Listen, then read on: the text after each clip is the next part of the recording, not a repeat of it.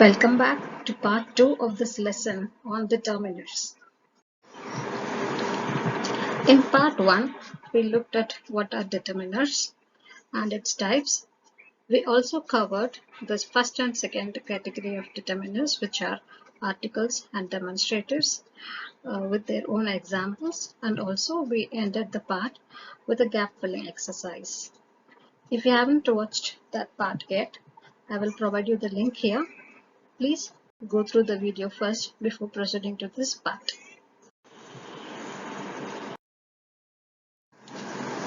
Our third type of determiners are distributives. Distributives refer to a group of people or things, and they can also refer to individual members of the group.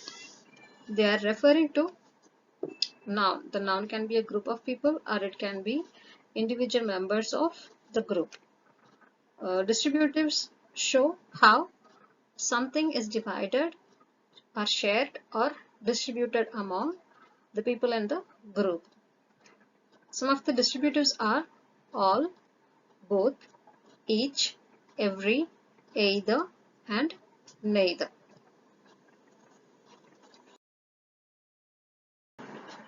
Let us see how to use distributives.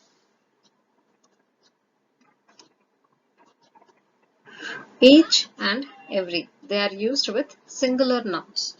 If the nouns are only singular, then we use each and every. All. We know all is a plural, is used for plural, so all obviously is used with plural nouns. Both, either, neither. They are used with pair of nouns. There should be two nouns or two things of the same category we are referring to. That in that case we use both, either and neither. We will see in detail with the example in the coming slide.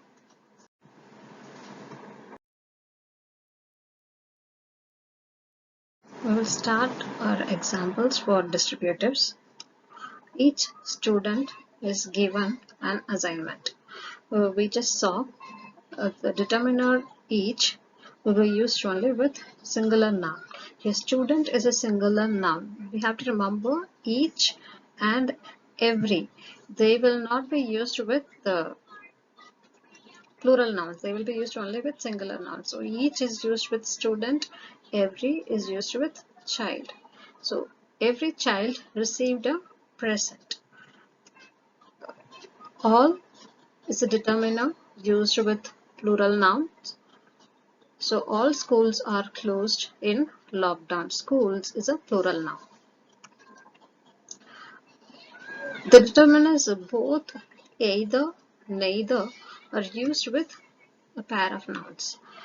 So here both my mom and dad were busy. So the determiner both is used with a pair of nouns. So my mom and dad. So one noun and second noun. So two nouns. It is using two nouns. Second one, neither player has won the game. It was a tie. So we are talking about a game where there were two players and none of them has won the game because it was a tie. So neither is used to indicate not this player or that player. So both of them has not won the game. It was a tie. Last example, my class will be on either Tuesday or Saturday. So either also again used with a pair of nouns. Here the two nouns are Tuesday or and Saturday. So the class will be on Tuesday, otherwise Saturday.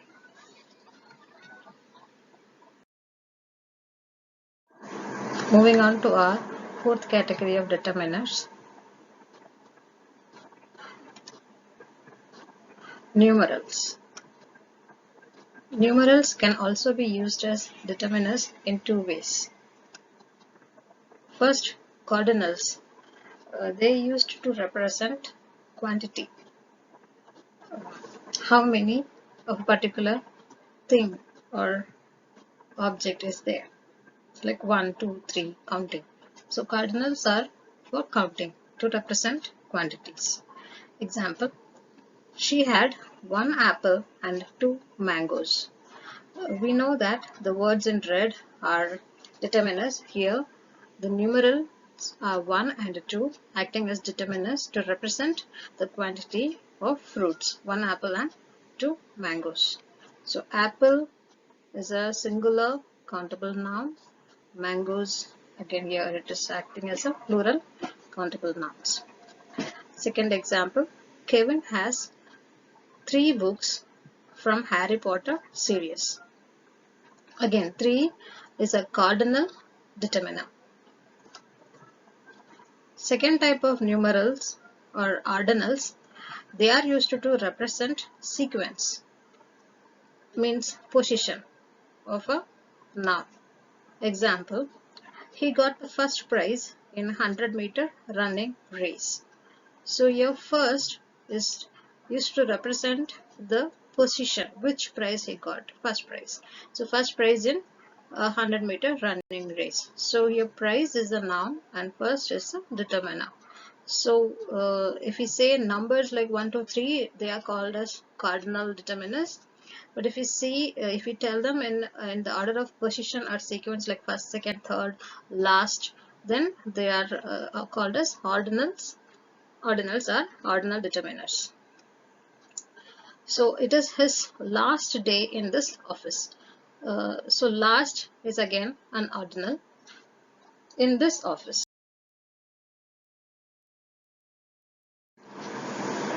Next type of determiners are quantifiers.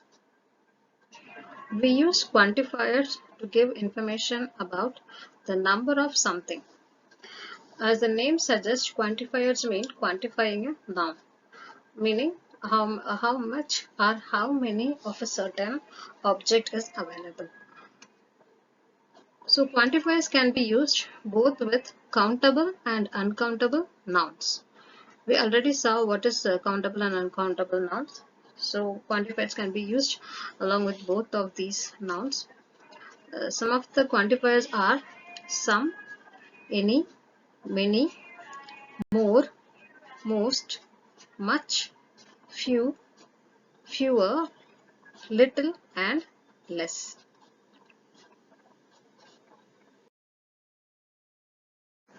Now let us see how to use quantifiers as determiners. So using quantifiers as determiners, some and any. These both can be used with countable as well as uncountable nouns. More and less. Most. So all of these can be used with both countable as well as uncountable nouns. Whereas few and many, they both can be used only with countable nouns which are plural. So few and many will be used with plural countable nouns. The first 5 can be used with both countable as well as uncountable nouns. Next, little and much. They are used with uncountable nouns. Fewer. So as the word suggests, fewer, er is added. So we know it is going to be a comparative determiner. So it acts as a comparative determiner and can be used only with plural countable nouns. So let us see some examples of how these quantifiers are used as determiners. First example, most children like sweets. So most can be used with countable as well as uncountable nouns. Here it is used with a noun which is children, countable. So plural countable noun. So most children like sweets. Second one, she had some milk. So here milk is acting as an uncountable noun. We cannot count milk, we can only measure it. So she had some milk. Do you have any solution to the problem? Again, any is a determiner used with a uncountable noun. Fewer shops are open nowadays. So fewer is acting as a comparative determiner here. So compared to normal days, nowadays only fewer shops are open. We visited London many years ago. So years is a countable, so plural countable noun. There is not much water in the tank. So much and many, there is a difference. Both will be used. They have a difference. Many will be used for countable nouns, whereas much will be used for uncountable nouns.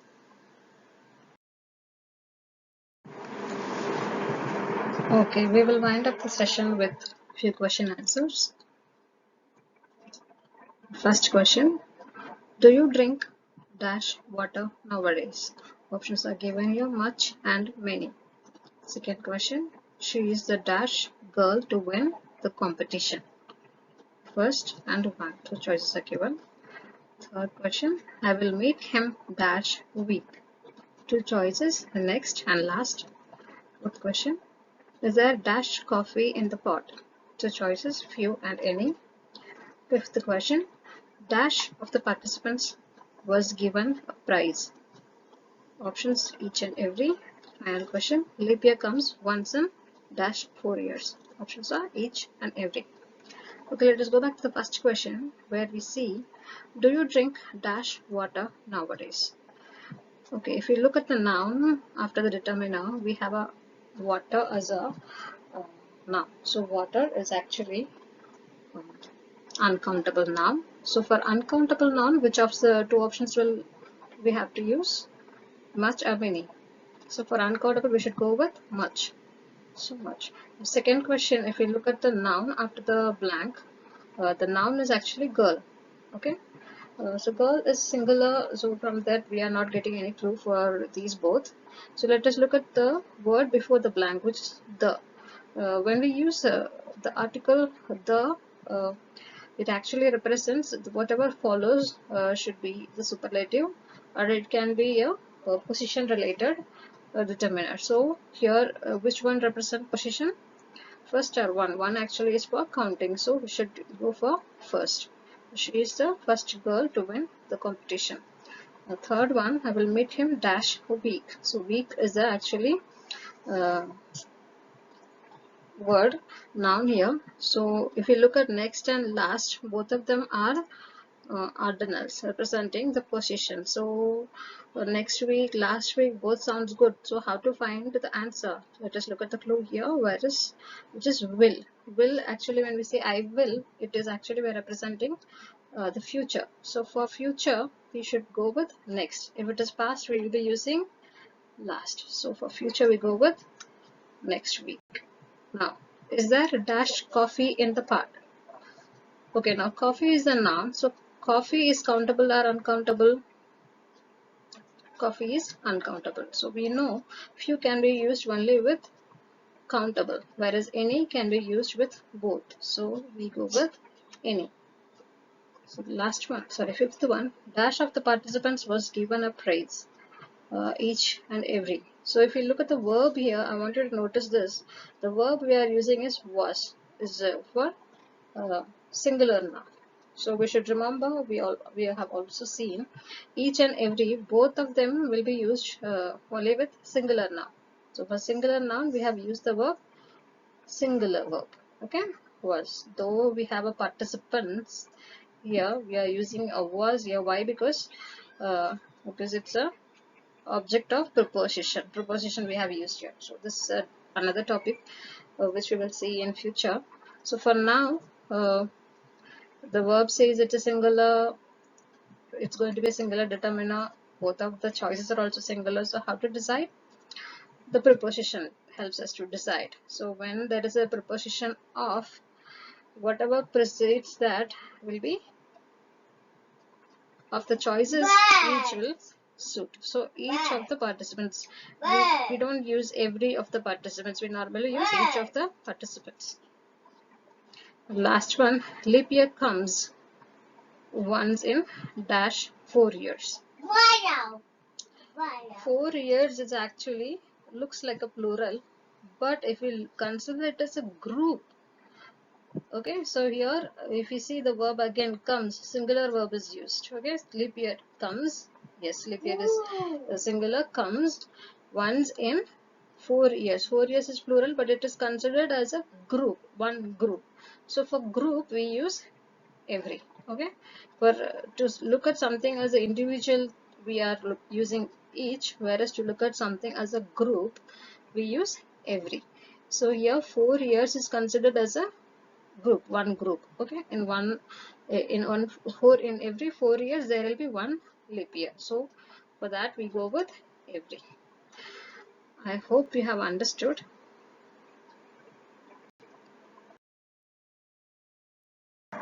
I hope you enjoyed the video. Thank you for watching it. If you have not subscribed to the channel, do subscribe. I'll see you soon in the next video. Thank you.